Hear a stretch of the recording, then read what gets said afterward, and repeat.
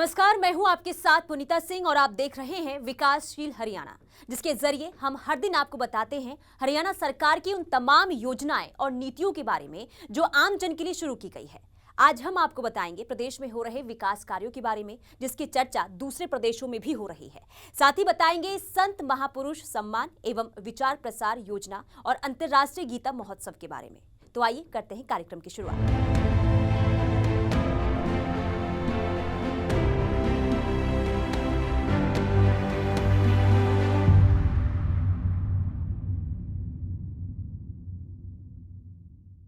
हरियाणा का गांव हो या शहर, प्रदेश का कोई इलाका हो या विधानसभा, राज्य की मनोहर सरकार लगातार हर क्षेत्र का विकास कर रही है, बिना किसी भेदभाव के, बिना किसी पक्षपात के।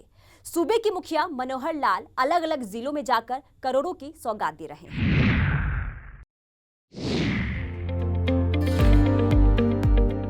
हरियाणा की मनोहर सरकार सबका साथ सबका विकास के नारे को साकार करते हुए प्रदेश के हर इलाके का विकास कर रही है, ताकि प्रदेश का कोई कोना भी विकास से अछूता ना रहे।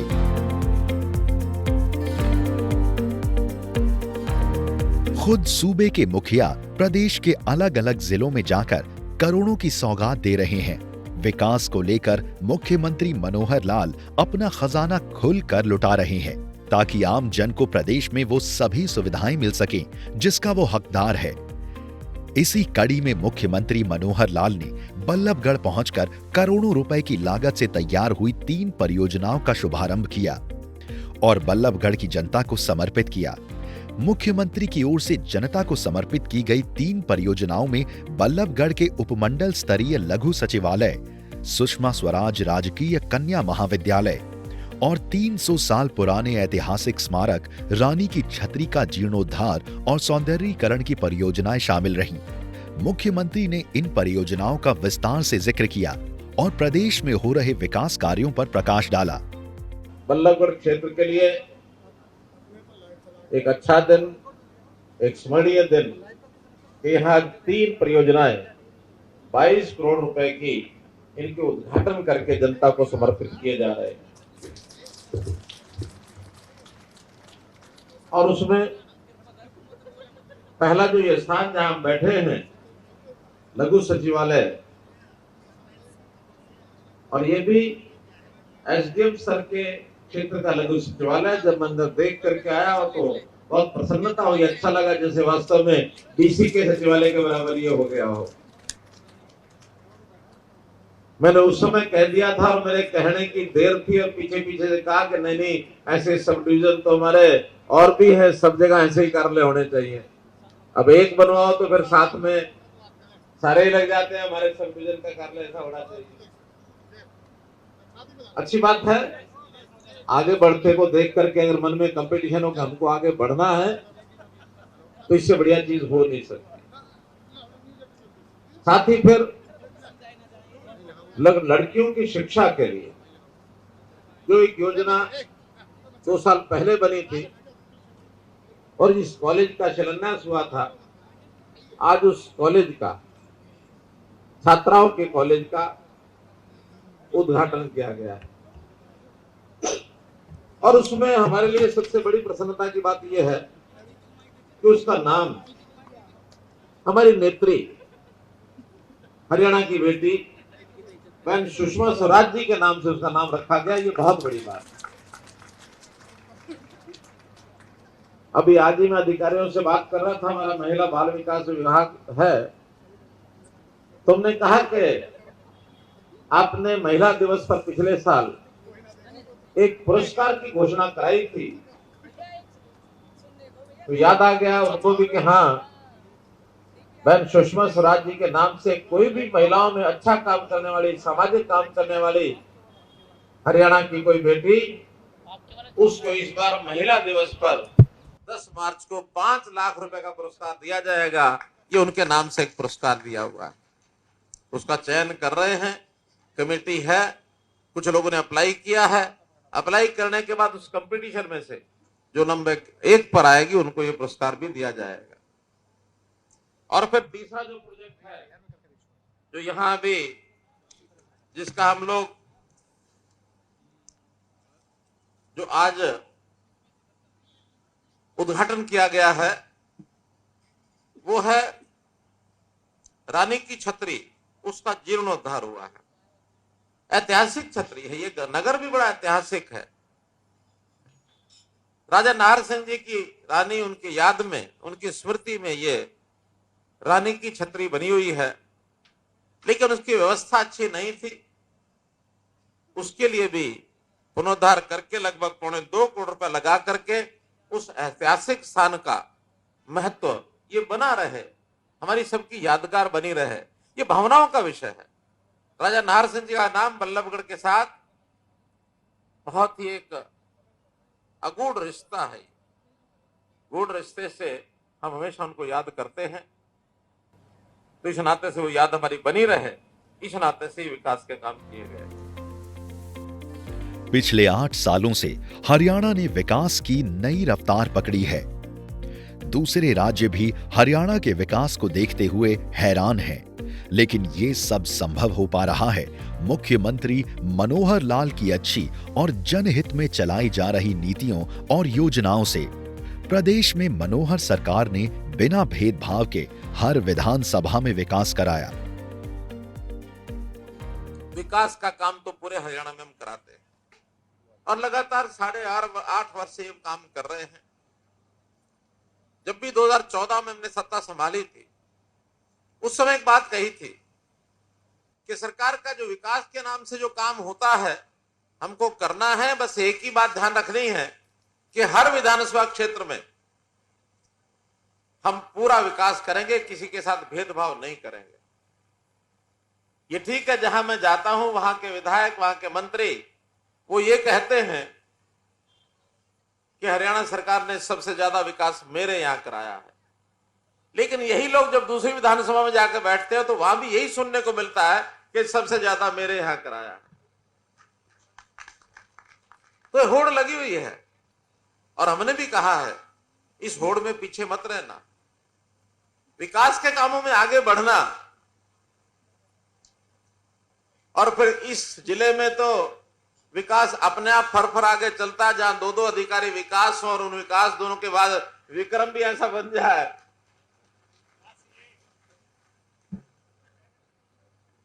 तो ये सारा कुछ जब साथ चलता तो विकास में कोई कमी नहीं रहती है। और हमने तो हर बार अपने बजट में ये घोषणा की हुई है कि जहां भी जिस चीज की जरूरत है, आवश्यकता हमको बताओ। इस बार भी वित्त मंत्री होने के नाते मैंने 1,83,000 करोड़ रुपए का और बजट की घोषणा की है। विधानसभा में पास होना है वो, लेकिन उस राशि में अंतर नहीं आएगा। राशि जो एक बार तय कर दी वो अभी वही रहेगी। हाँ, नई डिमांड कुछ आ जाएंगी तो निश्चित रूप से आने वाला जो अगस्त है उसमें सप्लीमेंट्री बजट के नाते और जो डिमांड आएंगी उसमें और भी बढ़ा देंगे, कोई दिक्कत नहीं। हमारे यहां प्रभु कृपा से हरियाणा की जनता मेहनती है। मेहनत जनता के कारण से ये प्रदेश देश के बाकी प्रांतों में अग्रणी प्रांत है। 2 उदाहरण बताता हूं आपको। छोटे बड़े 2 तरह के प्रदेश हैं। 19 प्रदेश बड़े हैं, 16 प्रदेश छोटे हैं। ऐसे कुल मिलाकर 35 प्रदेश या जो केंद्र शासित प्रदेश सब मिलाकर के हैं। 19 का अलग हिसाब चलता है, 15 का अलग चलता है, 16 का। तो ये 19 प्रदेशों में पर कैपिटा इनकम, यानी जिससे किसी प्रदेश की आर्थिक स्थिति को जांचा जाता है, आंका जाता है, वो होती है पर कैपिटा इनकम, प्रति व्यक्ति आय। मित्रों, ये प्रति व्यक्ति आय हरियाणा की देश में सब प्रांतों में सबसे ज्यादा। हरियाणा आजकल अलग अलग क्षेत्रों में तो नंबर 1 है ही, इसके साथ प्रदेश में जीएसटी टैक्स कलेक्शन भी सबसे ज्यादा है और विकास के लिए पैसे की कोई कमी नहीं। अब कुछ लोग कहते हैं इसका पैमाना क्या है, कैसे गिनते हैं, क्या करते हैं, कुछ हिसाब तो पता लगना चाहिए। और मैं आज हिसाब बता रहा हूं। जिस प्रदेश में काम ज्यादा होगा, टर्नओवर ज्यादा होगा, उस प्रदेश में टैक्स भी ज्यादा इकट्ठा होगा। अब टैक्स इकट्ठा होना, उसमें तो कोई हिसाब किताब में हेरफेर हो ही नहीं सकता। तो अभी आंकड़े जो आए हैं पिछले वर्ष के, अब छपे हैं थोड़े दिन पहले, आपने भी इंडिया टुडे का सारा वो देखा होगा हिसाब किताब। उसके अंदर प्रति व्यक्ति जीएसटी कलेक्शन, ये जो 19 प्रदेश हैं उसमें सबसे ज्यादा टैक्स कलेक्शन वो हरियाणा का। 31,000 कुछ रुपया एक व्यक्ति के हिसाब से टैक्स इकट्ठा होता है, सबसे ज्यादा हरियाणा में। तो इसलिए हम उस नाते से देश में अच्छा स्थान रखते हैं, और जब देश में अच्छा स्थान रखते हैं तो हमारे पास साधनों की कमी नहीं है, और हमें कमी पड़ जाए तो देश दुनिया के लोग हमको देने के लिए भी लाइन लगा के खड़े हैं कि हरियाणा के लोगों को कुछ पैसा चाहिए तो ले लो। हरियाणा के मुख्यमंत्री मनोहर लाल मुख्यमंत्री के साथ साथ प्रदेश के वित्त मंत्री भी हैं और विकास कार्यों के लिए जमकर अपना खजाना लुटा रहे हैं, जिस कारण आज प्रदेश विकास के नए नए आयाम स्थापित कर रहा है। हरियाणा की जनता भी काफी मेहनतकश है, जिस कारण दूसरे राज्यों के मुकाबले हमारी प्रति व्यक्ति आमदनी सबसे ज्यादा है। ब्यूरो रिपोर्ट, सूर्या समाचार।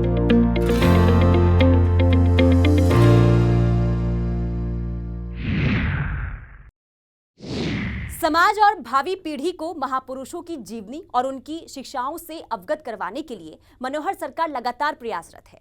इसी को लेकर हरियाणा सरकार की ओर से संत महापुरुष सम्मान और विचार प्रसार योजना को लागू किया गया। इसके लिए 11 करोड़ रुपए का बजट का भी प्रावधान किया गया है। अप्रैल महीने में धन्ना भगत की जयंती भी सरकारी तौर पर मनाई जाएगी। साल 2014 में हरियाणा सरकार की सत्ता संभालते ही मुख्यमंत्री मनोहर लाल ने प्रदेश में सामाजिक समरसता का संदेश देने की जो शुरुआत की थी वो आज भी निरंतर जारी है। प्रदेश में महापुरुषों की जयंतियां राज्य स्तर पर मनाने की पहल मनोहर सरकार ने की है। प्रदेश सरकार संत महापुरुष सम्मान एवं विचार प्रसार योजना के तहत संतों और महापुरुषों के संदेश को लोगों तक पहुंचा रही है। हर समाज में संत महापुरुष हुए हैं, उनकी शिक्षाओं को जन जन तक पहुंचाने के लिए संत महापुरुष सम्मान एवं विचार प्रसार योजना को लागू किया है। इसके लिए 10 करोड़ रुपए से अधिक के बजट का भी प्रावधान किया गया है। अप्रैल महीने में धन्ना भगत की जयंती भी सरकारी तौर पर मनाई जाएगी। उल्लेखनीय है कि हरियाणा सरकार सभी संत महात्माओं के सम्मान में आयोजित होने वाले कार्यक्रमों को सफल बनाने के लिए कृत संकल्प है। सरकार ने संत महापुरुष सम्मान और विचार प्रचार प्रसार योजना के तहत समाज के सभी महान संत महात्माओं का सम्मान करने का बीड़ा उठाया है। संत महात्माओं के सम्मान में आयोजित कार्यक्रम के लिए मनोहर सरकार की ओर से 1 लाख रुपए तक की राशि भी दी जा रही है, ताकि सभी समाज संत महात्माओं की जयंती को अच्छे से बना सके। पूरे हरियाणा के सब समाज अपने अपने महापुरुषों का वैसे तो सामान्यतः वर्ष में एक बार वो कार्यक्रम करते ही हैं, इसको और गति से करें, नीचे ब्लॉक स्तर पर करें, म्यूनिसिपैलिटी स्तर पर करें। हर काम जो है, हर जो उत्सव ऐसा प्रदेश में कभी 100 जगह, 150 जगह, 200 जगह, अगर सभी म्यूनिसिपैलिटीज और सभी ब्लॉक में करें तो लगभग 250 हो जाते हैं। सब जगह करें, और इसमें सरकार भी एक भूमिका अपनी निभाना चाहती है। निभाना ये चाहती है कि जो समाज संपन्न है वो अपने अपने महापुरुषों का अपने आप कार्यक्रम करते हैं, बहुत करते हैं, कम नहीं करते हैं। लेकिन कुछ समाज के वर्ग ऐसे होते हैं जिनको सरकारी सहयोग की आवश्यकता होती है। व्यवस्थाएं थोड़ी बहुत दे दी जाएं तो सब जगह कार्यक्रम हो जाते हैं। कहीं 20 का खर्च है, कहीं 50 का खर्च है, कहीं 70 का खर्च है, कहीं 1 लाख का खर्च है। तो इसके लिए हम जिला शायक समिति बनाएंगे। एक योजना है संत महापुरुष सम्मान एवं विचार प्रसार योजना। इस योजना के अंतर्गत जिले में कमेटी बनाएंगे। जिनको अपनी महापुरुषों की ब्लॉक स्तर पर या म्यूनिसिपैलिटी स्तर पर कोई कार्यक्रम करना है, वर्ष में एक बार जब उनका जन्मोत्सव होता है तब एक महापुरुष के नाम से साल में एक बार वो जो अप्लाई करेंगे उनको आर्थिक सहायता भी दी जाएगी। और आर्थिक सहायता छोटे स्तर पर भी कम से कम 50,000, ज़्यादा 1 लाख। 50,000 से 1 लाख जो अप्लाई करेगा, एक सीमा जरूर होगी उसकी, हर जिले की और हर पूरे प्रदेश की भी कुछ सीमाएं, वो जितना बड़ा वो समाज का वर्ग है उस हिसाब से उसकी राशि तय करेंगे। लेकिन कुल मिलाकर के पहले वर्ष में हमने इसके लिए 11 करोड़ रुपए की राशि सुनिश्चित कर दी। देश की पहचान संतों से है और समाज में संतों को विशेष प्रतिष्ठा प्राप्त है। भारतवर्ष में धर्मनिष्पक्षता महापुरुषों की वजह से कायम है। संत महापुरुषों की शिक्षाएं सार्वभौमिक और सर्वकालिक है। संत महापुरुष किसी एक जाति या समाज के नहीं होते, बल्कि उनके विचार और शिक्षाएं पूरे समाज के लिए प्रेरणादायक होते हैं। इसी प्रेरणा को मुख्यमंत्री मनोहर लाल ने अपने जीवन में अपनाते हुए प्रदेश की भलाई के लिए दिन रात सेवारत है। जब अपना समाज अज्ञानता के दौर में से निकल रहा था और समाज में एक शिथिलता, एक निराशा, एक इस प्रकार के दौर से कि शायद हम सांस्कृतिक दृष्टि से भी पतन की ओर बढ़ रहे थे, ऐसे समय में उस काल के अंदर बहुत से महापुरुष हुए जिन्होंने भक्ति रस से, भक्ति भाव से समाज को खड़ा किया और समाज में उस समय की जो कुरीतियां थी, उन कुरीतियों के ऊपर उन्होंने अपने प्रवचन किए, अपने गान किए, अपने दोहे बोले। चाहे रहीम जी हैं, चाहे कबीर जी हैं, चाहे संत वाल्मीकि जी हैं, चाहे रविदास जी हैं, मीराबाई हैं, गुरु नानक देव जी हैं, ऐसे सब संत पुरुषों की जो काल है लगभग आज से 500 साल पहले के कार्यकाल में था। कोई 10-20 वर्ष पहले था, कोई 10-20 वर्ष बाद में हुआ, लेकिन समाज को जागरण की एक लहर चलाने वाले महापुरुष सब थे।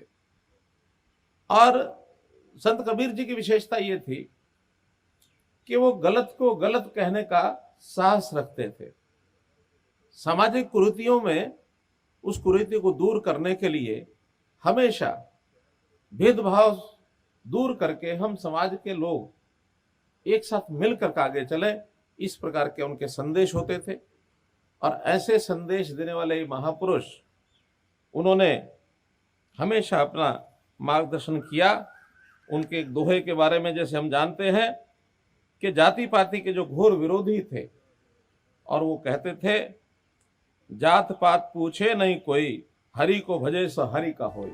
संत समाज से प्रदेश के मुखिया मनोहर लाल कितने प्रेरित हैं, इस बात का अंदाजा आप इस बात से लगा सकते हैं कि मुख्यमंत्री मनोहर लाल ने अपने निवास का नाम भी संत कबीर कुटीर के नाम पर रख दिया है। देश में पहली बार किसी राज्य के मुख्यमंत्री निवास को एक ऐसे महापुरुष का नाम मिला है। संत कबीर की विचार और शिक्षाओं पर चलने वाला आदमी हूं। मैं जैसे ही चंडीगढ़ पहुंचूंगा तो मेरे सरकारी आवास का नाम संत कबीर कुटीर रहेगा। मेरे सरकारी आवास का नाम संत कबीर कुटीर रहेगा, ऐसा मैं आज घोषणा करता हूं। आज हरियाणा ऐसा पहला राज्य है जहां पर सभी महापुरुषों की जयंतियां सरकारी तौर पर मनाई जा रही है। इतना ही नहीं, मुख्यमंत्री ने सिख गुरुओं के भी प्रकाश उत्सव को सरकारी तौर पर मनाने की परंपरा आरंभ की। महापुरुषों के विचारों को जन जन तक पहुंचाने और भावी पीढ़ा को महापुरुषों की जीवनी और उनकी शिक्षाओं से अवगत करवाने के उद्देश्य से मुख्यमंत्री ने संत महापुरुष सम्मान एवं विचार प्रसार नामक एक नई योजना की शुरुआत की है। मुख्यमंत्री मनोहर लाल का मानना है कि ऐसे महापुरुषों की जयंतियों पर यदि हम जमीनी स्तर पर कार्यक्रमों का आयोजन करते हैं तो निश्चित रूप से आज की युवा पीढ़ी के मन में महापुरुषों के प्रति भाव जागृत होगा और अपने जीवन में उनकी शिक्षाओं को अपनाने की प्रेरणा लेंगे। हरियाणा का आमजन मुख्यमंत्री के इन प्रयासों की सराहना तो कर ही रहा है, वही सामाजिक संस्थाएं, धर्मगुरु और बुद्धिजीवी लोग भी इन प्रयासों में मुख्यमंत्री के साथ जुड़ने लगे हैं। और आज मुख्यमंत्री मनोहर लाल के तमाम प्रयासों के बाद सभी संत और महापुरुषों की जयंतियां प्रदेश में बड़े धूमधाम से मनाई जाने लगी है। ब्यूरो रिपोर्ट, सूर्या समाचार।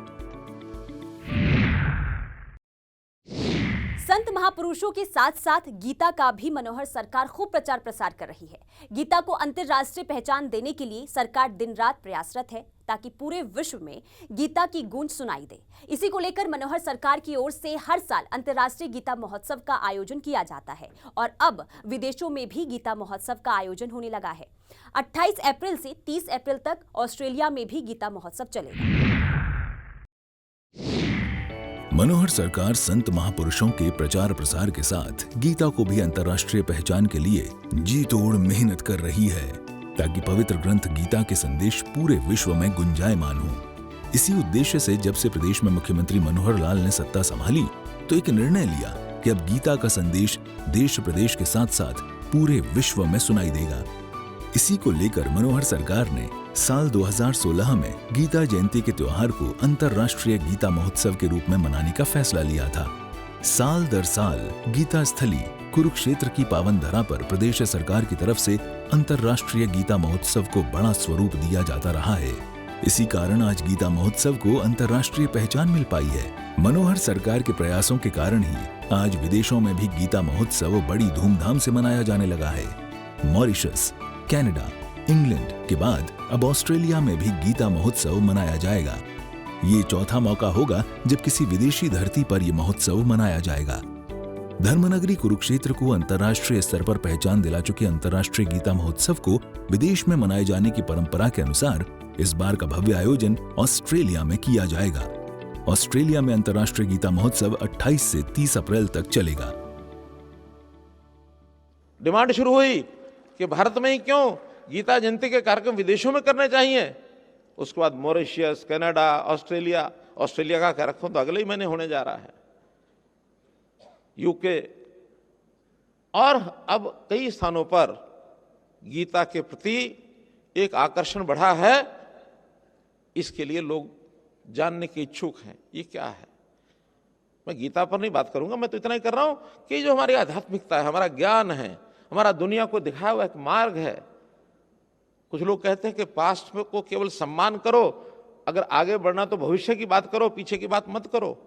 हमारा कहना कि हमारा अतीत, वो अतीत भी हमारा ऐसा है, उसमें से अगर हम निकालना चाहें तो न केवल अपने देश में बल्कि दुनिया में शांति का संदेश हम दे सकते हैं।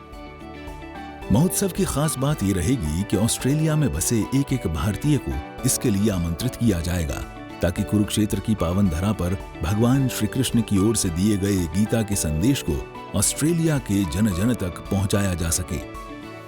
ऑस्ट्रेलिया में गीता की गूंज पैदा करने के लिए यह आयोजन 28 से 30 अप्रैल तक अलग अलग शहरों में होगा, जिसमें ऑस्ट्रेलिया सरकार का भी पूरा सहयोग रहेगा। इस महोत्सव में भारत से संत महात्मा, प्रशासनिक अधिकारी, प्रोफेसर, गीता के शोधार्थी सहित कई लोगों का डेलीगेट भाग लेगा। भगवद गीता क्योंकि वैश्विक प्रेरणा का ग्रंथ है और आज हमें लगता है पूरे विश्व की आवश्यकता है गीता।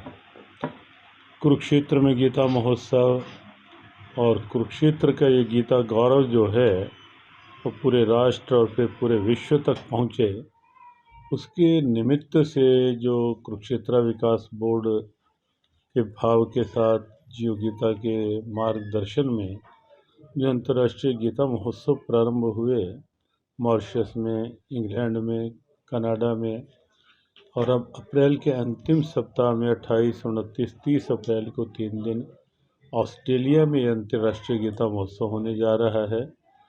28 तारीख को वहाँ की नेशनल पार्लियामेंट में एक सेमिनार होगा और भगवद गीता विराजित की जाएगी। प्रदेश में पहली बार मनोहर सरकार के प्रयासों से महोत्सव को अंतर्राष्ट्रीय स्तर पर मनाने की शुरुआत की गई थी। इसी कारण कुरुक्षेत्र की पावन धरा से विश्व में गीता उपदेशों के रूप में अलौकिक दिव्य ज्ञान पहुंच रहा है। इस दिव्य ज्ञान से पूरे विश्व को शांति का संदेश मिल रहा है। इस दिव्य रूपी ज्ञान में ही पूरी मानव सभ्यता की तमाम समस्याओं का हल भी मिल रहा है। इसलिए कुरुक्षेत्र की धरा से पूरे विश्व को शिक्षा और संस्कृति का ज्ञान मिल रहा है। वैसी गीता की जयंती एक सामान्य कार्यक्रम पहले यहाँ चलता था, लेकिन हम जैसे 2014 में आए और संयोग से 2014 के वर्ष में यहाँ प्रधानमंत्री जी भी आए, नरेंद्र मोदी जी जब आए तो उन्होंने इन्हें एक वक्तव्य दिया कि कुरुक्षेत्र को गीता स्थली के रूप में पहचान दिलाने के लिए हर संभव प्रयास किया जाएगा।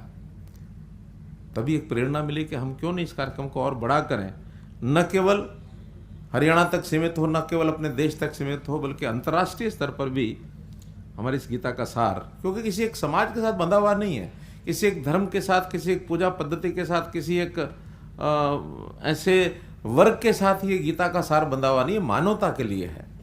कुरुक्षेत्र विकास बोर्ड के सहयोग से साल 1889 से प्रतिवर्ष गीता महोत्सव का उत्सव मनाया जा रहा है। लेकिन इस गीता महोत्सव को पूरे देश विदेश में पहचान देने का काम मनोहर सरकार ने किया है। इससे पहले किसी भी सरकार ने अंतर्राष्ट्रीय गीता महोत्सव को अंतर्राष्ट्रीय स्तर बनाने के बारे में नहीं सोचा था। 2014 में जब केंद्र और प्रदेश में बीजेपी की सरकार बनी, तभी से प्रदेश के मुखिया और हरियाणा प्रदेश के मुख्यमंत्री मनोहर लाल ने ठान लिया था कि विदेशों की धरती पर भी अंतर्राष्ट्रीय स्तर पर गीता महोत्सव की गूंज सुनाई देगी। इसी कड़ी में आज मुख्यमंत्री मनोहर लाल की मेहनत रंग लाई। अब गीता महोत्सव का विदेशों में भी डंका बजने लगा है। अलग अलग देश गीता महोत्सव को मनाने लगे हैं। ब्यूरो रिपोर्ट, सूर्या समाचार। तो आज आपने विकासशील हरियाणा में जाना कि हरियाणा की मनोहर सरकार प्रदेश का चहुमुखी विकास तो कर रही है, इसके साथ ही समाज का कैसे उत्थान किया जा सके इसकी भी फिक्र सरकार को है। कैसे समाज में संत महापुरुषों के साथ गीता के संदेश को पहुंचाया जाए, इसके लिए भी सरकार लगातार प्रयासरत दिखाई दे रही है। चलिए इसी के साथ दीजिए इजाजत, कल फिर मुलाकात होगी इसी समय इसी शो में मनोहर सरकार की आमजन में चलाई गई कुछ नीतियों और योजनाओं के बारे में। फिलहाल के लिए दीजिए इजाजत, नमस्कार।